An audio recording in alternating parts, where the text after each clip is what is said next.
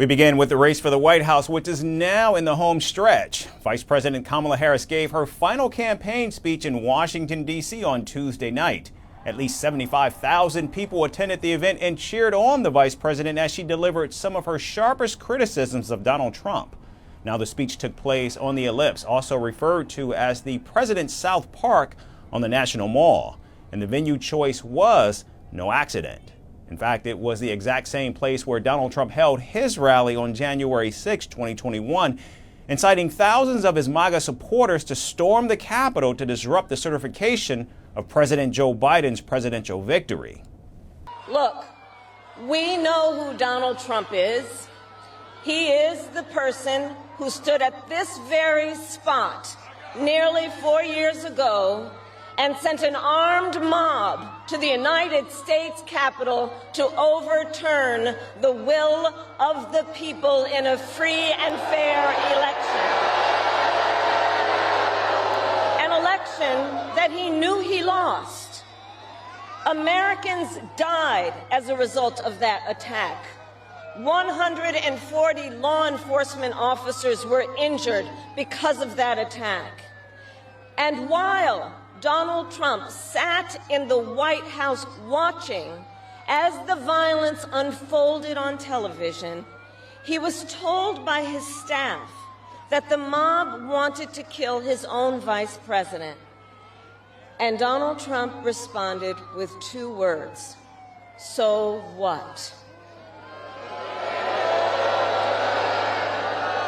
America, that's who Donald Trump is. And that's who is asking you to give him another 4 years in the Oval Office. Harris warned of an unstable, unhinged, and power-hungry Donald Trump who would be ready with a revenge list if voted to the White House.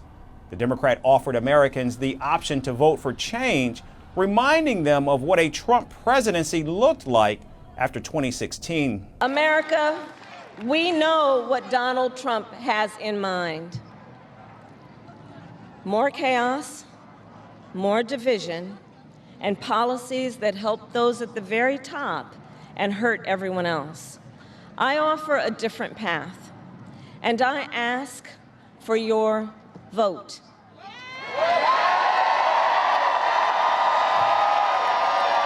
And here is my pledge to you. I pledge to seek common ground and common sense solutions to make your life better. I am not looking to score political points. I will strengthen, not surrender, America's global leadership. And I will stand with our friends because I know that our alliances keep American people safe and make America stronger and more secure. Harris's speech touched on several core issues, including the economy, health care, reproductive rights, and the importance of democracy. Addressing women and young voters, Kamala Harris urged them to reject Donald Trump's hate-filled rhetoric and turn the page for a new generation of leadership in America. America, for too long, we have been consumed with too much division, chaos, and mutual distrust. And it can be easy then to forget a simple truth. It doesn't have to be this way. It doesn't have to be this way. It is time to stop pointing fingers. We have to stop pointing fingers and start locking arms. It is time to turn the page on the drama and the conflict, the fear and division. It is time for a new generation of leadership in America.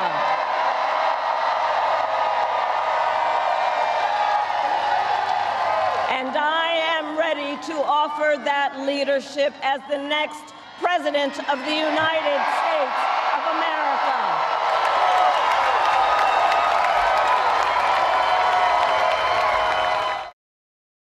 The speech was part of the Democrats' closing arguments a week from Election Day, and Harris will now visit swing states in an effort to convince voters to show up in large numbers and reject divisive and hate-filled politics.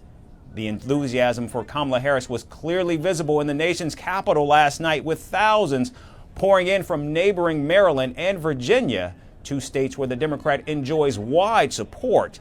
Some 51 million Americans have already voted this election in a battle that will decide who runs the world's most powerful and influential country for the next 4 years. Firstpost decodes the U.S. election, explains how America chooses its president. Your primer on the race to the White House. Everything you need to know about how America votes and its global implications. U.S. Election Explained, every Monday and Thursday only on Firstpost.